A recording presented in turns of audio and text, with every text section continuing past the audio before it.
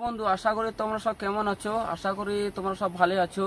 তো এই যে এলাচ বাগানটি দেখছো, এই দেখো কত সুন্দর সুন্দর এলাচ ধরাচ্ছে। সব 500-400 টাকা মাইনেতে অনেক লোক কাজ করতে আসে। তারা ফ্যামিলি বাচ্চা কাচ্চা নিয়ে আসে, তাদের বাচ্চা কাচ্চা ভবিষ্যতে নষ্ট হয়।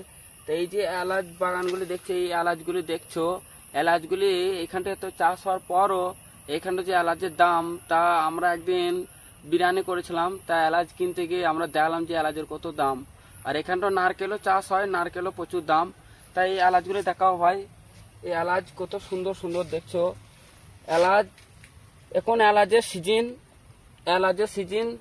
তা অনেক লোক কাজ করতে এসেছে, অনেক লোককে দেখতে পায় এখানটা ডিউটি সব করে, তোমার 8টা থেকে ওই 2-3টে অব্দি ডিউটি করে।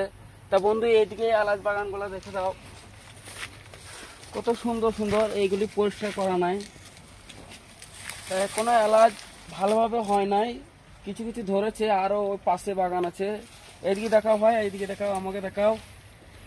তা আমরা এখান তো কাজ করতে এসেছি, এখান তো আমরা এমনি এলাম খাবার রেস্টের টাইম। তা আমি ভাবলাম দেখি আমাদের ফ্যামিলিকে দেখিয়ে দিই এলাচ বাগান।